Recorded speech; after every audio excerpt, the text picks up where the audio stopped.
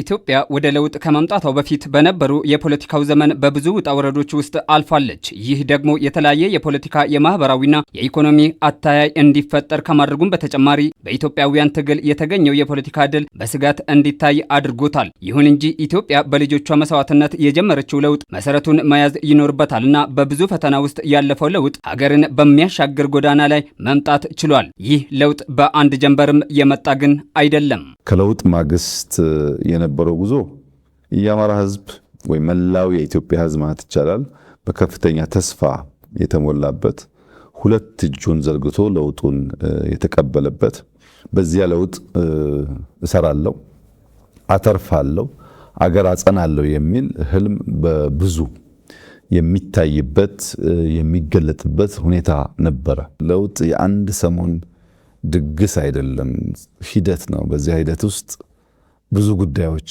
ሊቀያየሩ ይችላሉ።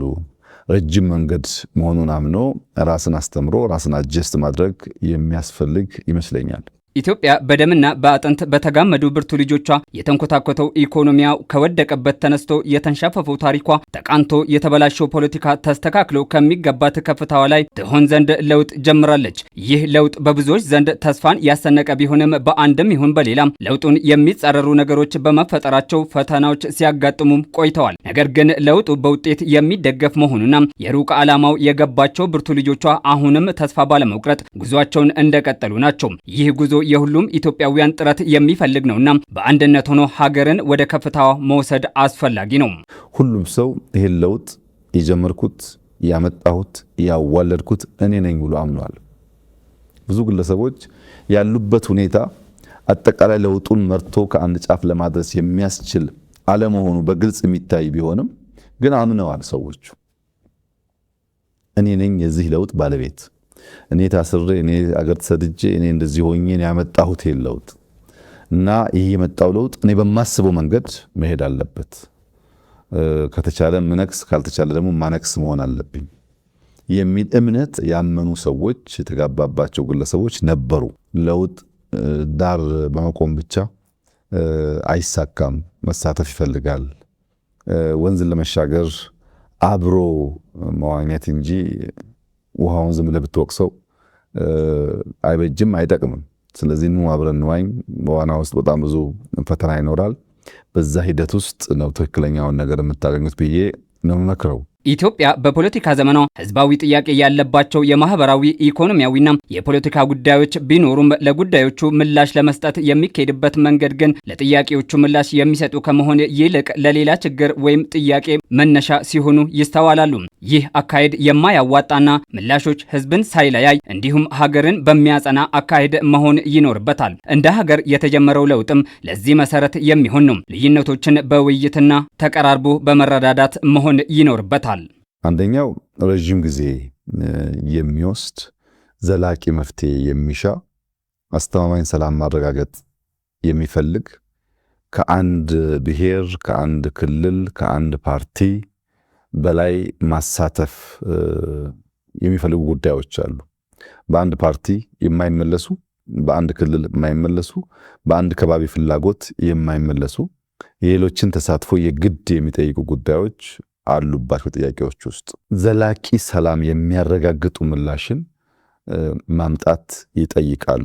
እንዲሁ ሰምተህ ወዲያው የምትመልሳቸው ጉዳዮች ሳይሆኑ ሂደት ይፈልጋሉ። ለዚያ ረዘም ላለ ጊዜ እንግዲህ በውይይት እንደቆየን ይታወቃል።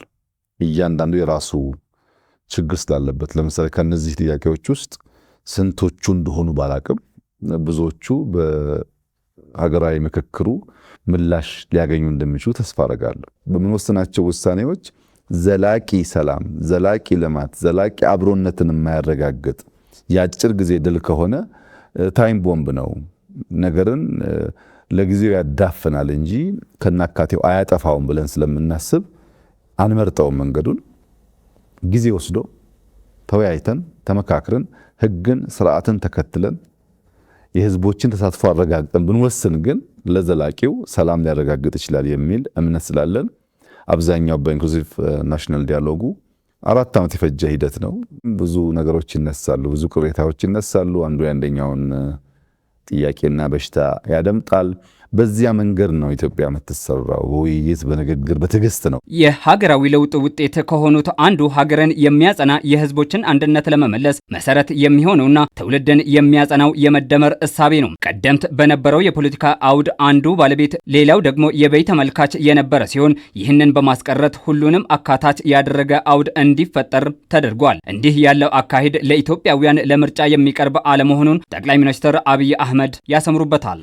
ሌሎች የፖለቲካ ኃይሎች ወይም አመለካከት ያላቸው ፓርቲዎች በመንግስት ስርዓት ውስጥ ማሳተፍ ኢንክሉሲቭ መሆን ችግር አለ፣ አሸንፍ ያለውና በቃ እኔው ብቻ ነኝ ማስተዳድረው የሚል እሳቤዎች ኢትዮጵያ ውስጥ አሉ። ያም ጎጂ ነው የሚል ነገር ነበር። እንደምታስታውሱ በካቢኔያችን የሚፎካከሩ ፓርቲዎች ገብተው በጋራ ነው ባለፉት 5 ዓመታት ሀገር የመራ ነው።